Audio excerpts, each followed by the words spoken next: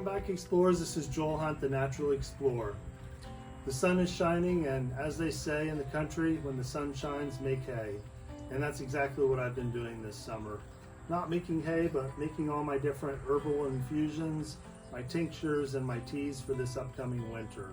I got this really cool book called The Encyclopedia of Herbal Medicines, and this is just one of many in my bookshelf where I learned to identify different plants, their uses, kind of their folklore, the story behind them, how they've been used in culture. So this has been a really cool book for me to kind of go outside my comfort level and try some different medicines. So I have with me today everything that I've been working on this summer, and in the family of all the medicines that I make, they all relate in some sort of way to anxiety or kind of your antispasmodics. So I wanted to just go through some of the different ones that I've been making. The first one here is chamomile. I made it into a tincture, which a tincture is 100 proof vodka plus fresh plant material. I never use dried plant material, and I never use grain alcohol, which some people do. That becomes a little too risky, a little too pharmaceutical level. So 100 proof vodka is a good balance, 50% alcohol, 50% water with the fresh plant material. It really starts to break down both the water soluble and the alcohol soluble properties of a plant. So the chamomile was best captured as soon as the plant goes to flower, which I did. And I don't know, I'd probably say I have maybe 4 or 5 bottles that I can make out of that. The next one here is called catnip. Catnip, you may be familiar, is used with pet cats and getting them all excited. It has kind of the opposite effect with humans. It's more of a relaxant, more of an anti-anxiety.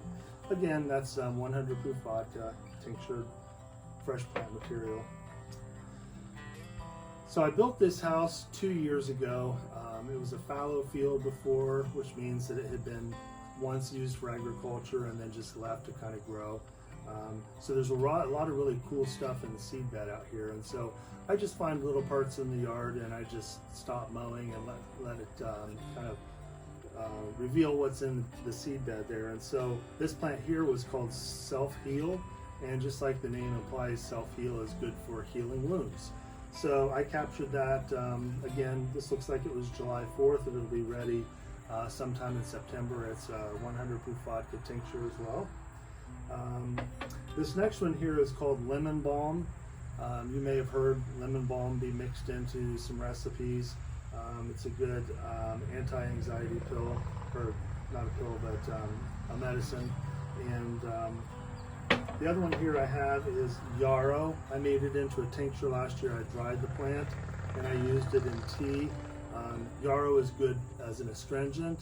It helps stop bleeding, and this is a really important and good ally to have in your herbal medicine chest. So this one here, this really tall one, is called wild prickly lettuce, and I'm excited about this one because of the medicinal properties with this. This is sometimes called opium lettuce. What it does is it binds with your GABA and your dopamine receptors in your brain. It's not going to get you high, but what it's going to do is it's going to help calm you. It's going to treat pain, and it's a very important and long used herbal medicine. That one is tinctured as well. In the springtime, I was out capturing dandelions with my partner Brian, and you'd be surprised when you have a great big bucket full of dandelions that when you dry them down, this is all you've got. So, but this will be really good during the winter time as a tea. I did find something really cool just tucked away in the corner of my property, St. John's wort. And you may have been told at one time St. John's wort is like sunshine in a bottle. It definitely interacts with your serotonin levels in your brain and in your gut. I didn't know if you know that serotonin is both in your gut and your brain. It controls mood. This does have a lot of interaction with pharmaceutical medications, and you're really not supposed to mix them at all. So this has very limited use. The cool thing about this is when you pick it, the flowers are just as yellow as this dandelion here, but it immediately turns into this dark red color. I harvested this on July 4th as well to be ready in September. I'm excited to get this one bottled up. I'm going to gift it or sell it. So I did a video earlier about my rose petal tincture. Those are just the rose petals that I got from my homestead here. Harvested June 7th, and it's going to be ready in a couple of weeks. So excited to get that one out and ready. Behind me here is red clover. I have another part of my yard that I've let the red clover just grow, and I'm out there every few nights picking off you know, a good sized basket of flower heads and putting them in my dehydrator for 2 days. And boy, when you open that lid up, it smells so good. And that's a really good tea. It's good for circulation, and so it's one that you want to have in your cycle of teas and medicines, but you don't want to have it every day. You certainly don't want to have it more than maybe twice a month in a cycle of about 3 or 4 days. So you just take 1 ounce of the dried clover flower heads, and you put them in with a quart of water, and you do an infusion, which means you put boiling water in with it, you cap it. You don't want to shake it. You don't want to shake a bottle full of hot water. It'll explode all over you. But you just let it slow infuse. Once it cools down, put it in the refrigerator for 24 hours, strain it, and it makes a really delicious tea. It's one of my favorites. Now, we just got back today from a bike ride, and we harvested some very young and unripened black walnuts, and I peeled the husk and put this in vodka, tinctured it up. It's going to actually be an extract that you can use in cocktails and with cooking, so I'm excited about that. That's a new one for me. And last on my list is milk thistle. Now, thistle you may think of as a weed. Most of these things are weeds, right? So over here behind me, I had my wild prickly lettuce growing, and I bought some milk thistle and harvested it up.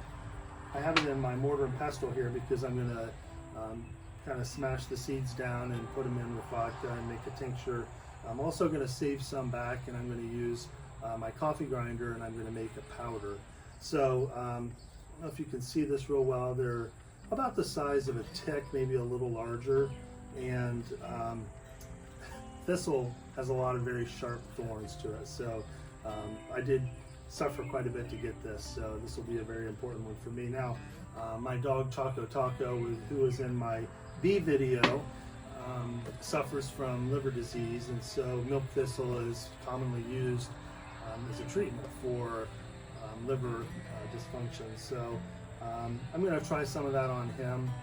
The only questionable thing about making that into a tincture is you know, having alcohol with a medicine that treats liver, you know, putting that into your system, it just doesn't quite jive with me. But nonetheless, I'm going to make it. It's going to be for me because I have a healthy liver. So I hope you enjoyed today's program. If you did, please click like, subscribe, and let me know in the comment box if there's any videos you'd like to see in the future. Until next time, get out and explore.